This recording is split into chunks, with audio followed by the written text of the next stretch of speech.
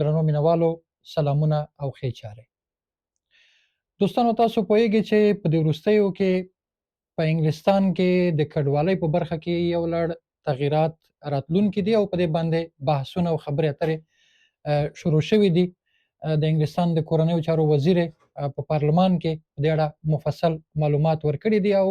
په دې باندې کار روان دی او دوی هڅه کوي چې دا په یو قانون باندې بدل کړي او د ایمیګریشن یا د مهاجرت موضوع دلته یو څه سخت او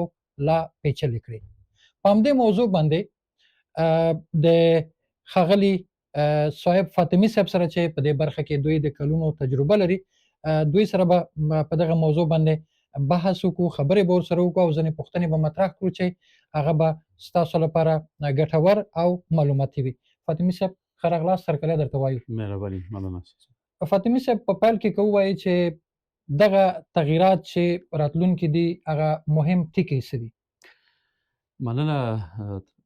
اسحاق صاحب. دا تغییرات عمومي دی غواړي په د بخش د پناهندګي بخش کې د مهاجرین چې څوک راځي غیر قانوني بله د خاور د هغې کې دی غواړي چې د یو بېخکي او بنیادي تغییرات راوړي او د دغې مخه ونیسي چې څوک انګلستان ته نور غیر قانوني داخل نشي. نو غټ هدف خو یې همدا دی چې دی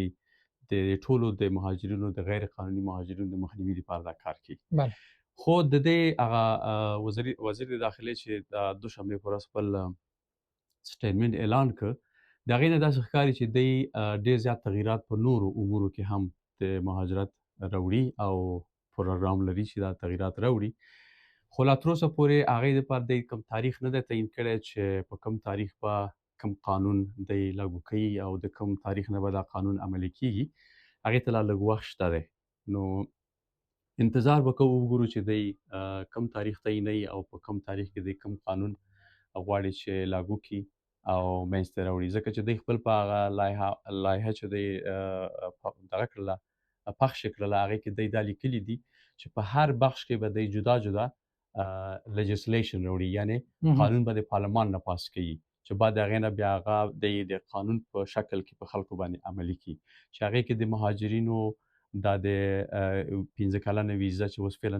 څوک چې مهاجر قبلیږي هغې ته اوس دی فعلا 15 کلنه ورکوي او 15 کاله بعد هغې ته دی دایمي ورکوي.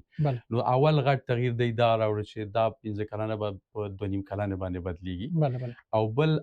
15 کاله بعد چې کله دایمي اخیستل کېدله هغه به دی وړي 20 کالو ته. دا ډېره اوږده پروسه ده او ډېره اوږده پروسه ده. نو د باندې فکر کوم چې دی لګیا دی کار کوي. نو کله چې دی آخري تصمیم ته خپل ورسېدل بعد د هغې نه به بیا د دې د لاګو کولو لپاره د دې د قانون د عملي کولو لپاره بیا نورې بعضې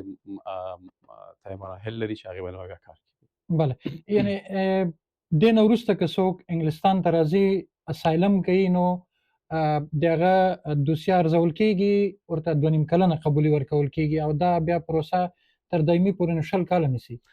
فعلا خو دی هم دغه تصمیم لري او په دې تصمیم کې خپل بالکل دی واضح کړی ده چې دغه زمونږ د دولت موقف دی او دغه به زموږ قانوني موقف هم دی آینده د پناهګزینو لپاره څوک چې دلته په غیر قانوني راننوځي. البته د هغه کسان چې دلته غیر قانوني نه راځي په نورو لارو راځي، مثلا څوک د مطالعې په ویزه باندې راځي یا څوک د کار په ویزه راځي یا کوم بلې ویزې باندې داخليږي انګلستان ته او بعد د هغې نه بیا پروسه د پناهندګۍ کې ځان اچوي، نو هغې دپاره بیا دا پروسه عین شی نه ده، هغې ته بیا لږ ذره تغییرات پکې شته دی. او پخوا داسې و چې یو چا به 15 کلنه قبولي واخیسته نو هغه فیملی ریونین سکیم کې به هغوی د خپلې کورنۍ غړي راوستل، اوس به څنګه کېږي؟ دې کې هم د تغییرات مد نظر نیولي دي، دې کې شک نشته او هغې کې هغه موږ ورته اتوماتیک رایټس ویلې، یعنې اتومات حقوق و چې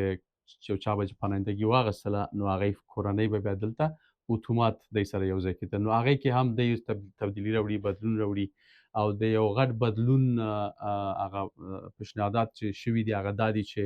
دی باندې به شرطونه کېښودل کېږي. شرط یعنې هغه کس به د فیملی ریونین لپاره مستحق کېږي چې هغه د ریفیوجي ویزه واخیستله او هغې نه فالفور بعد د هغې نه دا وښیي چې دلته کار کوي، په خپو درېږي، هلې ځلې کوي، په دولت باندې ځان نه اچوي او یا که چیرې کار نه کوي د تعلیمي بخش مخکې وړي، د تعلیم په بخش کې مخکې ځي، هغې صورت کې هم امکان لري چې دولت د سره مراعات وکړي. بله بله. یعنی په ټوله کې د انګلستان قبولي یا تابعیت اخیستل سختېږي یا تر یو حده سړی وایي ناممکنېږي نو؟ د دې ټول هدف هم دا دی چې دی غواړي چې دا د پناهندګۍ پروسه د هغه چا لپاره ناممکنه کړي یا مشکله کړي چې هغه د انګلستان ته په غیر قانوني طریقې سره راننوځي او د دې مخه ونیسي چې نور خلک جرأت ونه کړي چې د خاورې ته غیر قانوني راننوځي. تاسو څه فکر کوئ چې دغه